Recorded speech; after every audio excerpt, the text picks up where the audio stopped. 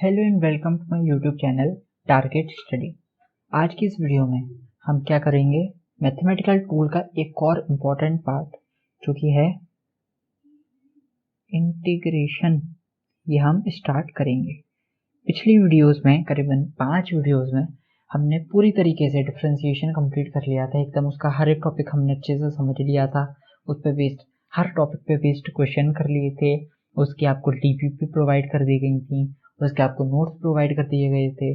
तो आज हम इंटीग्रेशन स्टार्ट कर रहे हैं और ये इंटीग्रेशन बेसिक मैथमेटिक्स का आखिरी टॉपिक है। तो इन 2 टॉपिक के बाद फिर आपको वेक्टर पढ़ाया जाएगा। उसके बाद आपकी क्लास 12th की पूरी फिजिक्स कंप्लीट करवाई जाएगी। तो मैं आपको इंट्रोडक्शन दे देता हूँ। मैं हूँ वैभव शर्मा और इस यूट्यूब चैनल पे मैं आपको क्लास 12th की पूरी फिजिक्स एकदम कंप्लीट, एकदम डीपली, एकदम अच्छे से विद क्वेश्चंस, विद प्रैक्टिस आपको पूरी तरीके से एक्सप्लेन करने वाला हूँ। तो ये मैंने अभी एक छोटा सा इनिशिएटिव लिया है फ्री एजुकेशन के लिए और कोचिंग फ्री इंडिया के लिए। तो मैं चाहता हूँ कि मैं आपसे रिक्वेस्ट करता हूँ कि आप इसमें हमारा साथ दें और वीडियोस को लाइक करें, हमारे चैनल को सब्सक्राइब करें और एंड तक हमारे साथ जुड़े रहें। तो लास्ट वीडियोस में हमने डिफरेंशिएशन अच्छी तरह से कंप्लीट कर लिया था। तो अब हम इंटीग्रेशन की तरफ चलते हैं। इंटीग्रेशन असल में होता क्या है, मैं आपको बताता हूँ इंटीग्रेशन क्या होता है। इंटीग्रेशन होता है इनवर्स या reverse of differentiation. Reverse of differentiation जो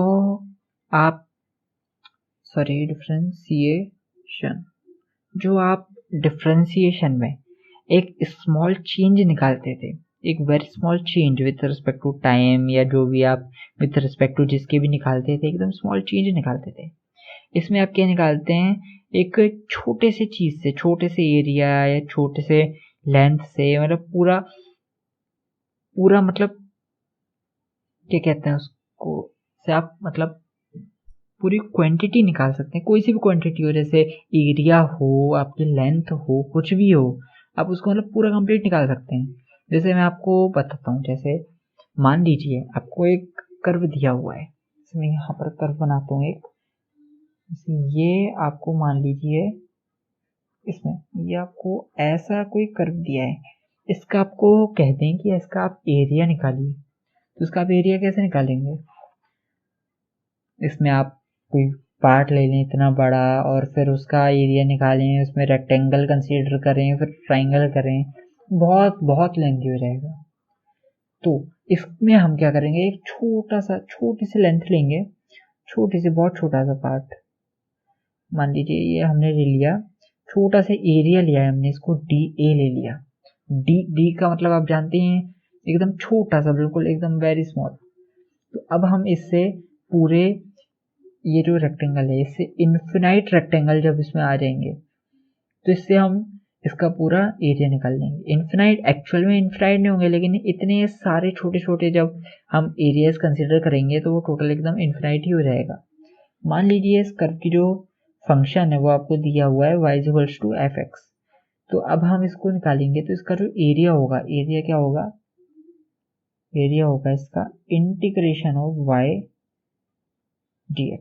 ये इसका इंटीग्रेशन, ये इसका एरिया के बराबर होगा।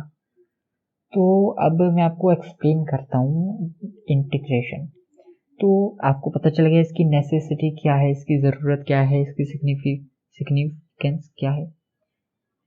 तो अब मैं आपको बताता हूँ इसका ऑपरेटर क्या होता है, ये इसकी रिप्रेजेंटेशन किस टाइप से होती है।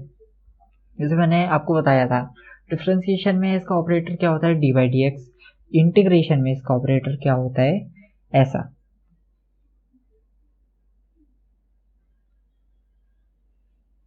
होता है। ये इस टाइप का कुछ शेप होता है और यहाँ पर आपकी वैल्यू आती है, जो फंक्शन होता है वो इधर आता है इस बॉक्स में, dx या dt, जिसके भी रिस्पेक्ट में आप इंटीग्रेट कर रहे हैं वो यहाँ पर आ जाता है। तो हमें ये बॉक्स में क्या भरना है, फंक्शन। ठीक है। अब जैसे कि और इसमें ऊपर और नीचे लिमिट लगती है, लिमिट मतलब आप जैसे पहले लिमिट लगाते थे उस टाइप की लिमिट नहीं। जैसे कि मान लीजिए ये यहाँ पर ये 1 है और यहाँ पर ये 5 है, तो इसकी लिमिट हो जाएगी 1 से लेकर 5 तक। ठीक है, इतना इजी है, बहुत इजी है, इंटीग्रेशन बहुत इजी टॉपिक है एकदम। ये मतलब डिफरेंशिएशन का काफ़ी हद तक एकदम अपोजिट है, तो इसमें आपको कोई दिक्कत नहीं आने वाली, बहुत इजीली आप इसको समझ सकते हैं। तो इसके भी इंटीग्रेशन के भी डिफरेंशिएशन जैसे कई फॉर्मूले हैं। पहले मैं आपको बता देता हूँ कि मतलब इसमें आप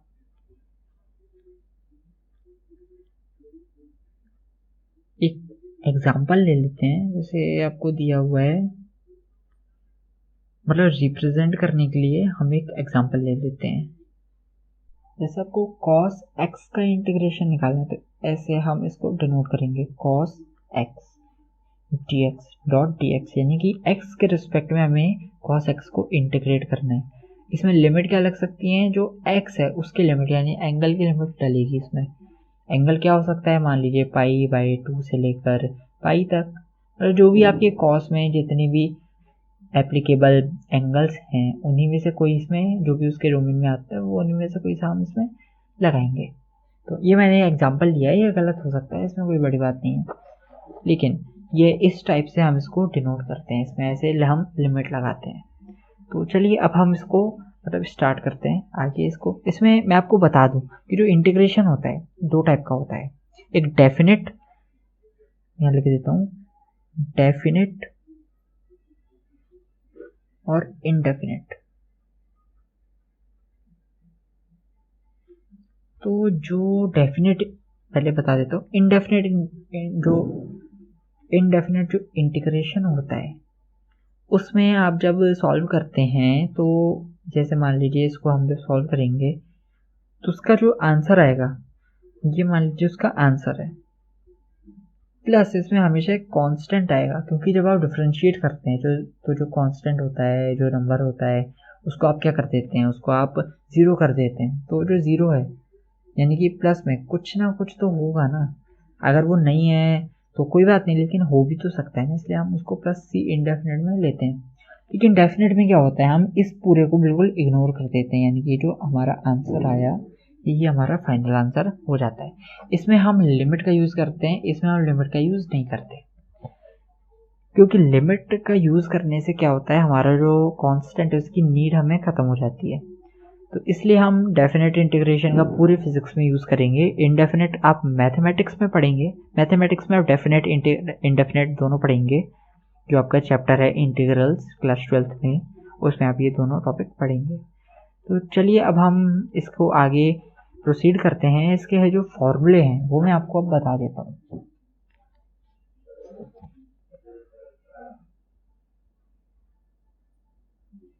इसके मैं आपको फॉर्मूले बता देता हूँ।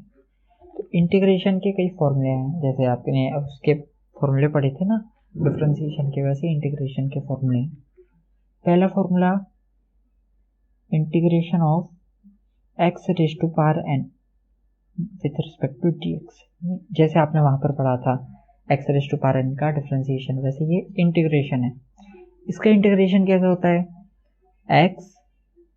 x की जो पावर है वो इसमें n-1 होती है डिफरेंशिएशन में, इसमें होगी n+1, और अपॉन में भी ये सेम जो पावर है वो अपॉन में आ जाएगी n+1 प्लस कांस्टेंट। तो कांस्टेंट आप डेफिनेट में इग्नोर कर दीजिए, और इनडेफिनेट है तो आपको प्लस सी लिख देना पड़ेगा।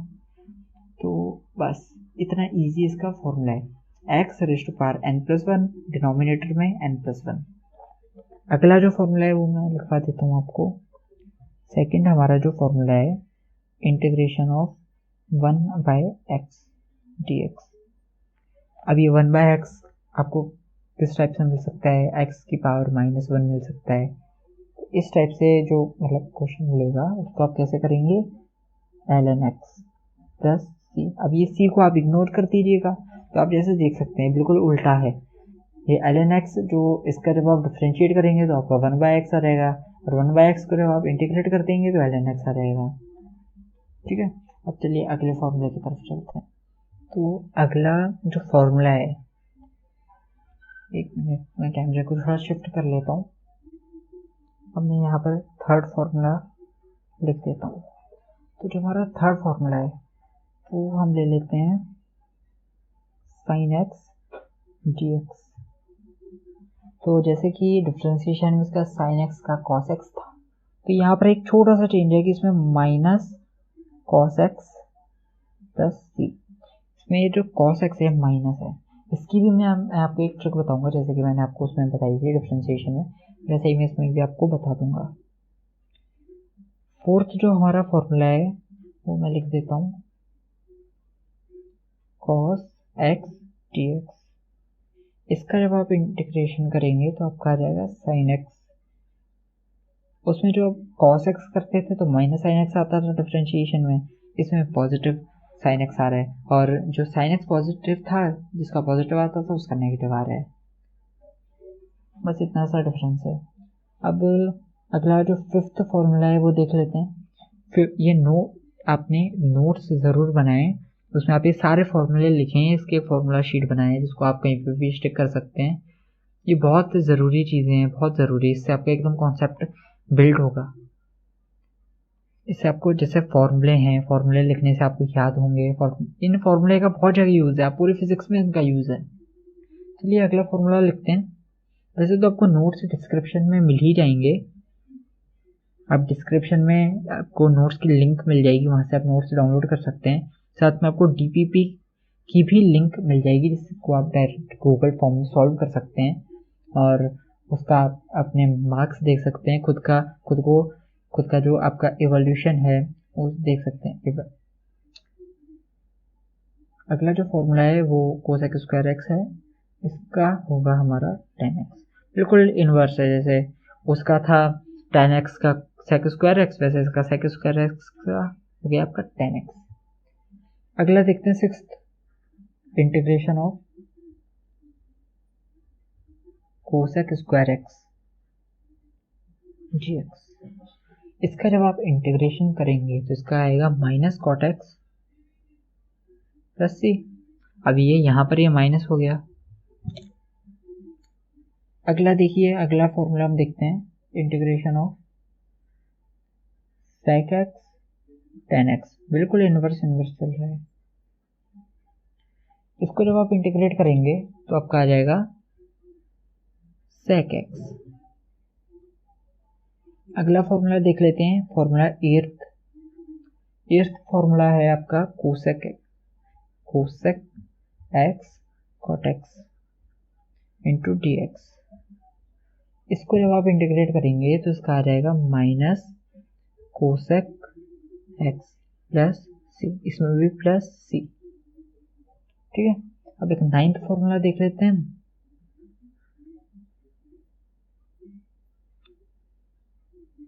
Integration of E raised power x dx, ये यूलर्स कांस्टेंट है। इसमें जब आप इसको डिफरेंशिएट करते हैं तो आपका e की पावर x ही आता है, और जब आप इसको इंटीग्रेट करते हैं तभी आपका इसका e की पावर x आता है प्लस सी।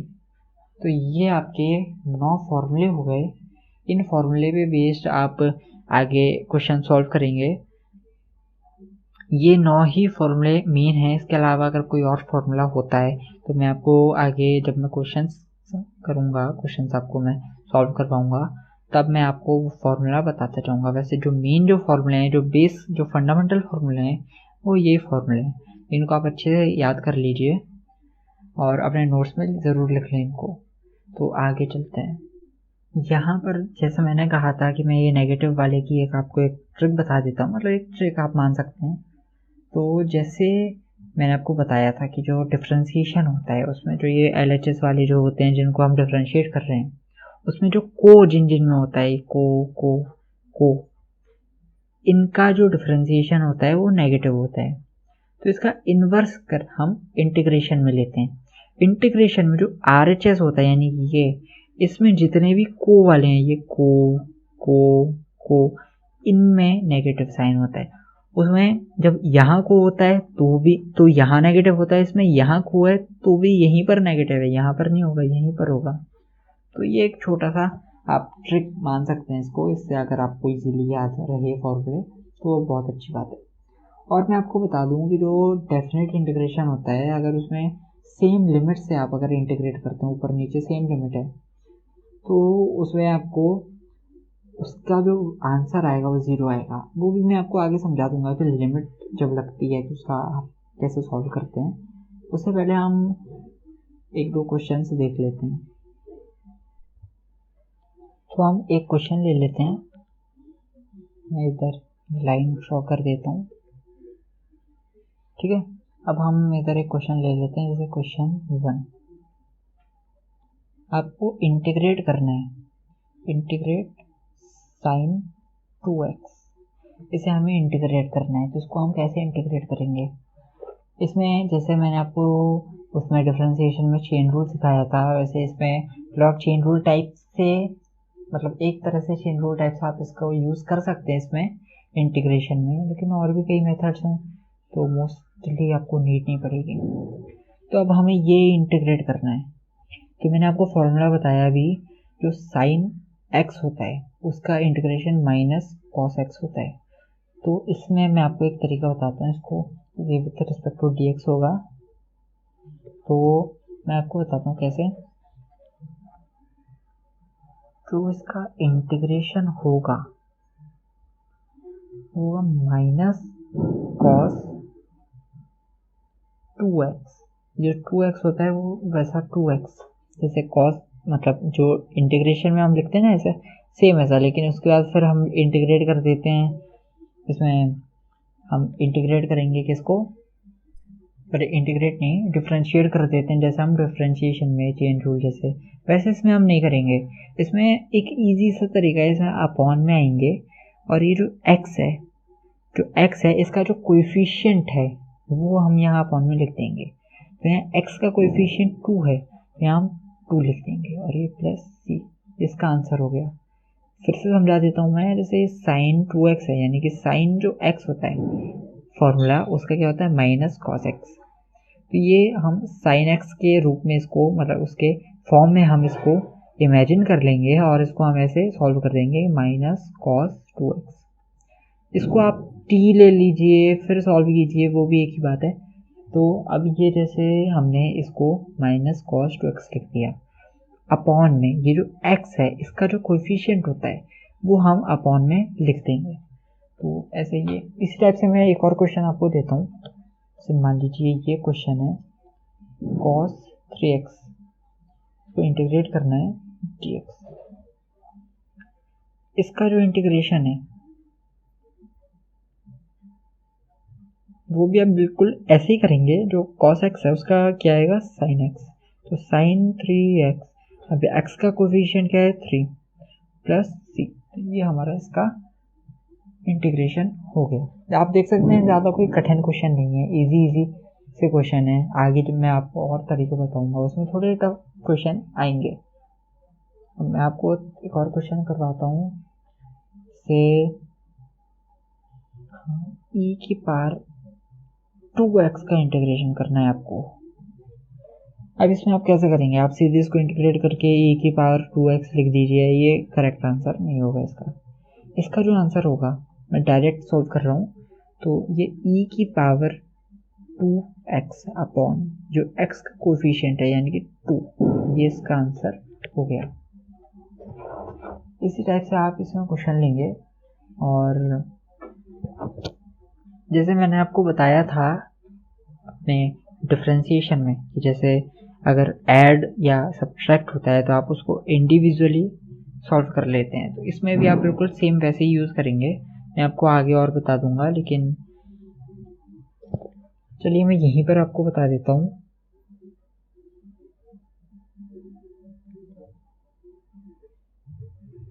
यहाँ जैसे आपका एडिशन एंड सब्ट्रैक्शन,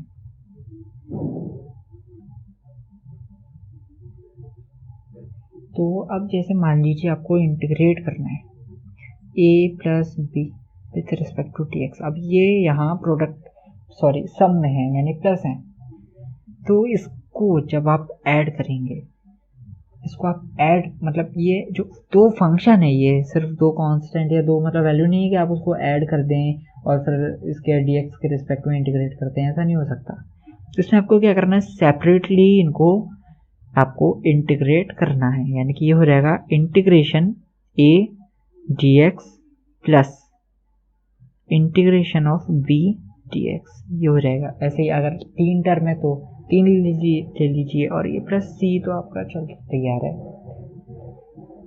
ऐसे अगर सब्ट्रैक्शन है, मान लीजिए सब्ट्रैक्शन में है ए माइनस बी डी एक्स, ये कैसे निकालेंगे आप? ये निकालने के लिए भी सिंपली आप ऐसे ए डी एक्स लेंगे और minus integration of B D x plus C. ये आप देख सकते हैं कितना इजी है, बस आपको सेपरेट करना है और उसको इंटीग्रेट कर देना है। इसके अलावा एक सब्स्टिट्यूशन का भी मेथड है, जिससे आप सब्स्टिट्यूट करके क्वेश्चन सॉल्व करेंगे, जो कि मैं आपको आने वाली वीडियो में समझाऊंगा। इंटीग्रेशन कोई बड़ा टॉपिक नहीं है, छोटा सा टॉपिक है। जैसे कि आपने जब डिफरेंशिएशन आपको आ गया तो इंटीग्रेशन तो पीस ऑफ केक टाइप है, बहुत ईजी टॉपिक है। तो आई होप ये वीडियो आपको बिल्कुल समझ आई हो। डिस्क्रिप्शन में आपको जो क्वेश्चंस दिए गए हैं डीपीपी के फॉर्म में, उनको आप ज़रूर सॉल्व कीजिए और उनको सॉल्व करने के बाद उसमें आपके जितने मार्क्स आते हैं वो कमेंट बॉक्स में ज़रूर लिखें, इससे आपका कॉन्फिडेंस बिल्ड होगा। और आप हमारे चैनल को सब्सक्राइब कीजिए, इस वीडियो को लाइक कीजिए और हमारा जो ये इनिशिएटिव है इसको सपोर्ट कीजिए। आपको अगर कोई भी छोटा सा भी डाउट होता है तो आप उसको कमेंट बॉक्स में पूछ सकते हैं, मैं उसका 100% रिप्लाई करूँगा। Thank you for watching, have a good day.